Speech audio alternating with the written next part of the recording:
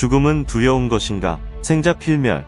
산 사람은 반드시 죽는다는 말이다. 반드시 죽는다는 것은 확실하지만 죽음이 무엇인지는 불확실하다. 인간으로서 우리는 모두 죽음 앞에 평등하다. 일단 사람은 죽음에 대해 자세히 모르니까 더욱 죽음을 두려워한다. 죽음이 어떤 것인지 공자인들 알 리 없다. 공자는 삶도 모르면서 어찌 죽음을 알겠는가 라고 실토했고, 제자인 자공이 사람이 죽은 후에도 알미 있습니까?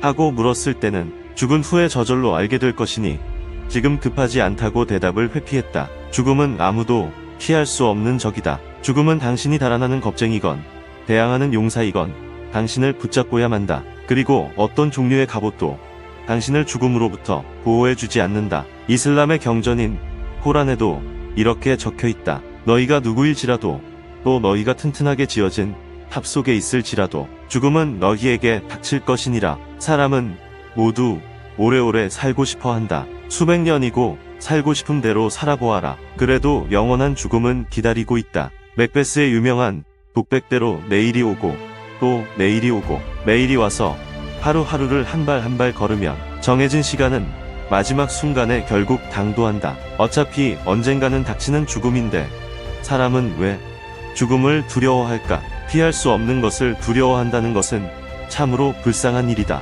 죽음은 무서움의 왕이다라고 구약성서 6기 18장 14절에도 적혀있다. 사람은 죽음을 가장 두려워한다. 죽음을 두려워하지 않는 사람은 두려울 것이 없다. 죽음을 무서워하지 않는 자더러 무엇을 무서워하란 말인가? 죽음은 그것을 상상할 때가 가장 무서운 것이다. 죽음 그 자체는 죽음을 기다리는 것만큼 고통스러운 것이 아니고 죽음에 대한 두려움이 죽음 자체보다 더 두려운 것이다. 죽음을 앞두고 소크라테스는 이렇게 말했다. 죽음을 두려워하는 것은 모르면서 아는 척하는 것이다. 죽음이 좋은 것인지 아닌지 아무도 모르는데 마치 그것이 가장 나쁜 것이라는 것을 잘 알고 있기라도 한 것처럼 두려워하니 말이다. 이것이 새로 비난받을 무지가 아니고 무엇이겠는가? 가만히 생각해보아라. 인간의 일생은 꿈이 아닐까? 그렇다면 죽음은 꿈에서 깨어나는 것이다. 또 생각해보아라. 우리가 살고 있는 삶이 죽음이고 우리가 죽음이라고 부르는 쪽이 삶이 아닌지 누가 아랴? 죽음은 한 번 죽으면 다시 죽지 않는 것이라지만 누구나 나는 내가 태어나기 전에 죽은 적이 있다는 생각을 버릴 수 없다라는 말에 공감할 것이다. 삶은 여인숙이요 죽음은 돌아가는 것이다. 우리말로도 죽었다는 것을 돌아갔다고 말한다. 죽음을 싫어하는 것은 어려서 고향을 떠난 뒤 돌아갈 줄을 모르는 것이다. 당신은 죽어서 어디로 가는지 알고 싶은가? 태어나기 전에 있던 곳으로 간다. 돌아가는 것이다. 당신은 죽으면 이 세상에 태어나기 이전의 상태가 될 것이다. 죽음은 해방이다. 죽음은 모든 고통에서의 해방이요 지친 사람들의 즐거운 피난처다. 어떤 고통도 사라진 상태로 돌아가는 것을 슬퍼하다니 얼마나 어리석은 일인가. 죽는 것은 잠자는 것. 잠들면 마음과 육체의 고통을 없애준다. 그런데 너는 이따금 잠을 자려고 애를 쓰면서 잠자는 것에 불과한 죽음을 엄청나게 무서워하는구나. 고대 그리스의 트라키아 지방에 살던 트라우소이족의 풍습은 자식이 태어나면 세상에 수많은 고난을 겪어야 한다는 생각에 가족들이 탄식하며 슬퍼했고, 사람이 죽으면 수많은 불행에서 마침내 고생에서 벗어나 지복의 경지에 들어갔다고 웃고 즐거워하며 땅에 묻었다고 역사학의 아버지인 헤로도투스는 저서인 역사에서 밝히고 있다. 죽음은 은혜다. 오 생명이여, 내가 생명을 사랑하는 것은 죽음의 덕택이다. 죽음이 있으므로 인생은 달콤하다. 죽음은 탐험이다. 왜 죽음을 두려워하지? 죽음은 인생에서 가장 근사한 색다른 경험인데 하면서 숨을 거둔 사람도 있다. 죽음이 없으면 어떻게 될 것인가? 그리스 신화에서 많은 영웅을 길러낸 현자 케이로는 본래 불사신이었으나 독화살의 독이 올라 심한 고통을 견디지 못한 나머지 스스로 불사를 포기하고 죽었다.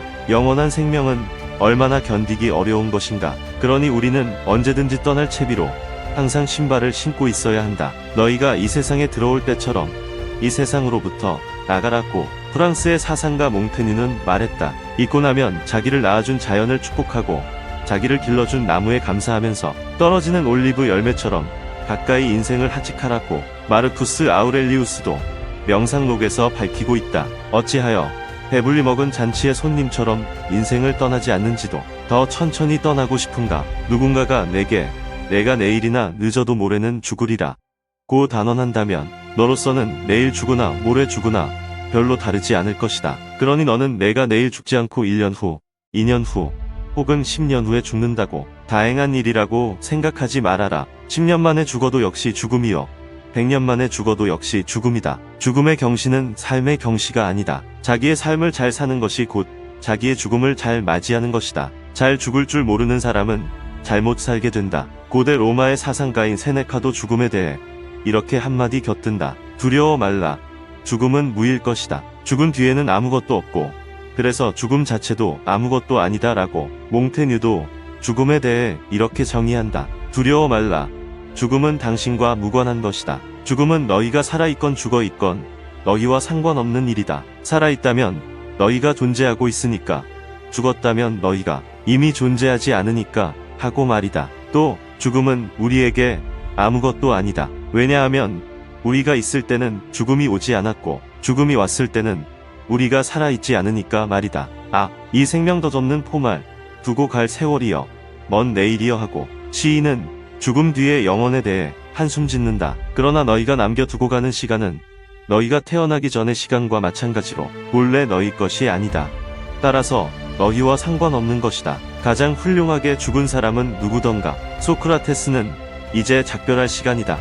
나는 죽기 위해, 여러분은 살기 위해. 그러나 우리 중에서 어느 편이 더 나은 쪽으로 가게 되는지는 신 외는 아무도 모른다고 하면서 죽었다. 죽음의 공포는 모든 종교의 기원일 뿐 아니라 모든 철학과 자연과학의 기원이기도 하다. 죽음이 두려운 사람아, 몽테뉴의 수상록 중 한 권 20장을 읽으라. 철학하는 것은 죽는 법을 배우는 일이다. 이제 웃음을 머금고 땅에 들어가라.